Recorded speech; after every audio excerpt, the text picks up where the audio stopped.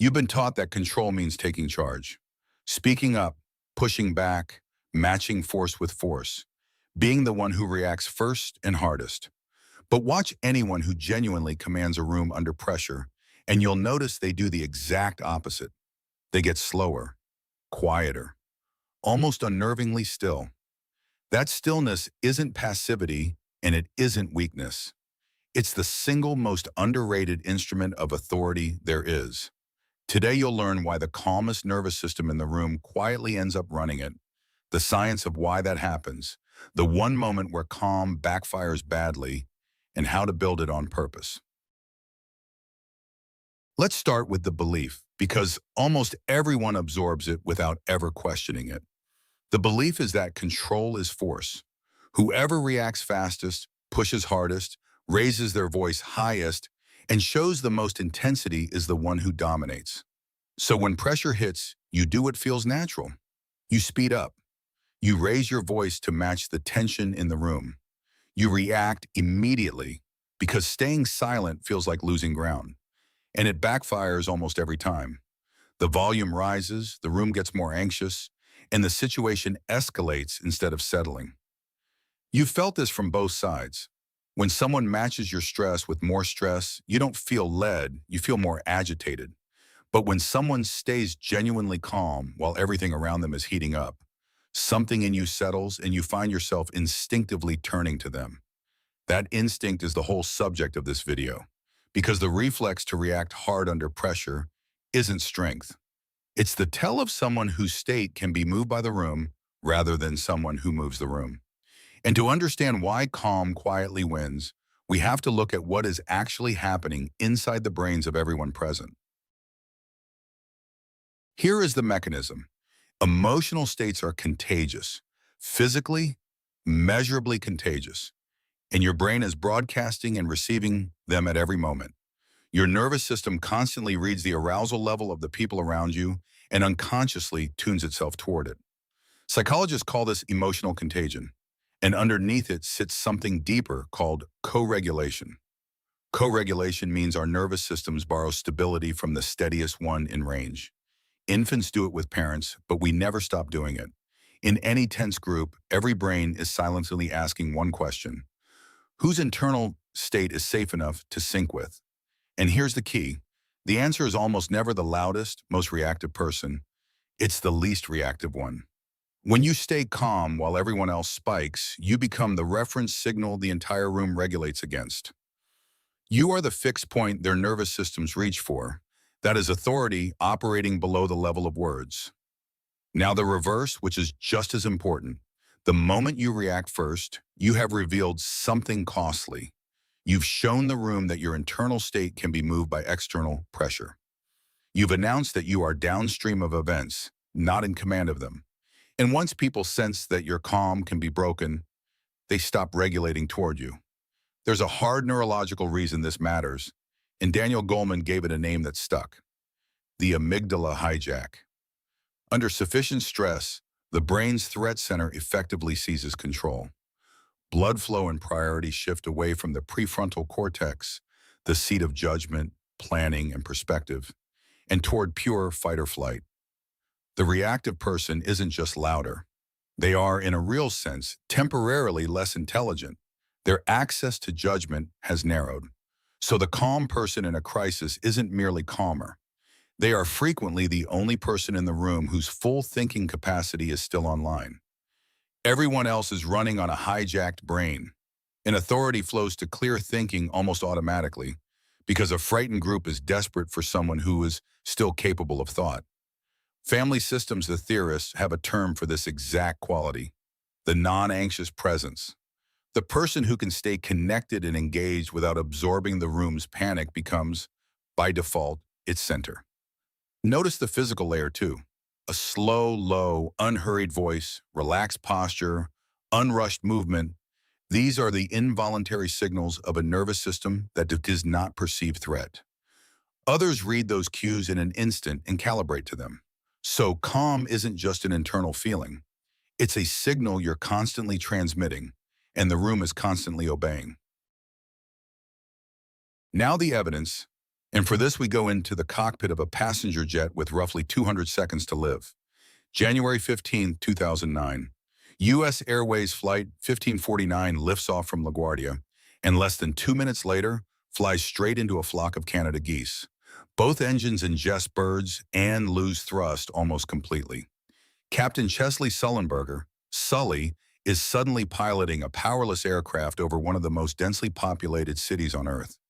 Here is the detail that matters for us, because it was captured on the cockpit voice recorder and later made public. Throughout the entire emergency, his voice never rises. It stays low, level, almost conversational. He runs the engine restart checklist with his first officer, communicates with air traffic control, and when the controller offers runways he cannot possibly reach, he responds with four flat, unhurried words. We're going to be in the Hudson. No panic, no shouting, a near monotone delivering catastrophic information. Now this is crucial, and Sully himself has said as much. Internally, he was not serene. His body was flooded, his heart rate spiked, his blood pressure surged. He described the physiological stress as immense, but he refused to let any of it reach his voice or his hands. He contained it. And because he stayed the single steadiest nervous system on that aircraft, the effects rippled outward. His first officer stayed functional and kept working the checklist. The cabin crew stayed coordinated and prepared the passengers.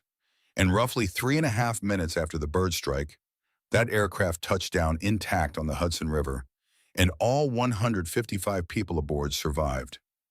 He did not control that emergency by outshouting it or by reacting faster than everyone else. He controlled it by being the one point of stillness that every other person in the cockpit and the cabin could lock onto and borrow stability from. His calm literally co-regulated an entire aircraft. And this isn't only a modern aviation story. Nearly 2,000 years earlier, the Roman Emperor Marcus Aurelius was writing private notes to himself, later collected as the Meditations, while leading armies through war and his empire through plague. His entire project was training the mind to stay steady when everything external was chaos, because he understood that a ruler whose inner state could be tossed around by events could not truly lead anyone. Same principle, 18 centuries apart. The steadiest nervous system sets the tone for everyone downstream of it. But calm is not automatically authority, and this is exactly where people misapply everything I've just told you and make things worse. Because calm without visible engagement does not read as control. It reads as detachment, coldness, or simply not caring. And that version of calm doesn't reassure people. It enrages them. Picture a leader standing in front of frightened employees or a community that has just suffered a disaster, delivering devastating news in a flat, unbothered monotone, showing no urgency, no feeling, no evident stake in the outcome. That is not the calm of Sully. That is the calm of someone who seems absent, or worse, someone who seems not to care that people are suffering. The stillness that should signal command instead signals abandonment. So the rule carries a strict condition.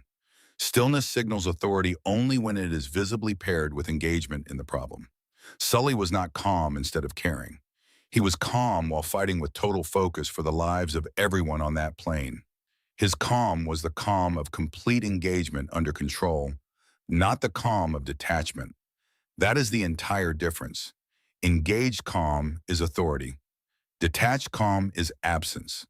And the room can tell them apart instantly, even if it can't articulate how. There's a second failure mode worth naming. Calm without competence is just passivity.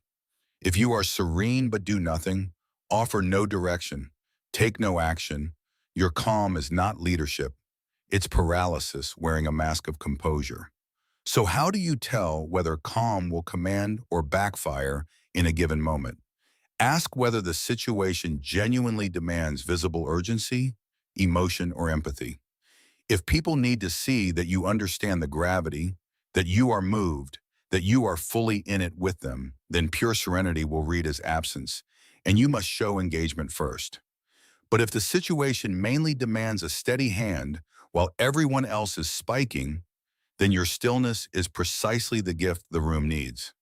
The master isn't simply the calmest person, it's the person who knows which kind of calm the moment is actually asking for. So let's make this trainable, because unlike a personality trait, this is a skill you can build starting today. 5 moves. 1. Regulate the body before you regulate the room. Emotion is physiological before it is mental, so you cannot think your way calm. You breathe your way there. 1 slow, deliberate exhale, longer than the inhale before you speak, measurably lowers your arousal and keeps your prefrontal cortex, your judgment, online. Master this one, and the rest gets easier. 2. Deliberately slow your tempo, your speech rate, your movements, your gestures. These are the signals the room reads to decide whether there's a threat. When pressure hits and every instinct says speed up, consciously slow down instead. A slower voice tells every nervous system in range that the situation is under control. 3. Be the last to react. Let the initial spike pass through everyone else first. Whoever responds last and calmest becomes the reference point the room settles toward. Reacting first feels powerful, but it hands your state to the room. Responding last, with composure, takes command of it. 4. Name the emotion without absorbing it. Saying something as simple as, "This is a tense situation. Let's slow down and take it one step at a time," does 2 things at once. It acknowledges reality, so you don't seem detached, and it models regulation, so you lead the room toward calm instead of pretending nothing is wrong. That is engage calm in a single sentence. 5. Always pair your calm with visible engagement. Stay obviously in the problem. Lean in, stay connected, show that you are fully present and fighting for the outcome. Calm plus engagement reads as command. Calm plus detachment reads as absence. Never let your composure look like you've checked out. Practice these under small pressures, the mildly heated meeting, the frustrating call, and they'll be there under large ones. Because in the end, the person who stays calm isn't the one who feels the least. They're the one who has trained themselves to contain the most. But staying calm only lets you control the moment you're actually in. The true masters rarely fight from inside the moment at all. They arrange things quietly, in advance, so that the outcome is very nearly decided before anyone realizes the contest has even started. Next, we break down the strategy that wins before the fight begins. Watch that one next.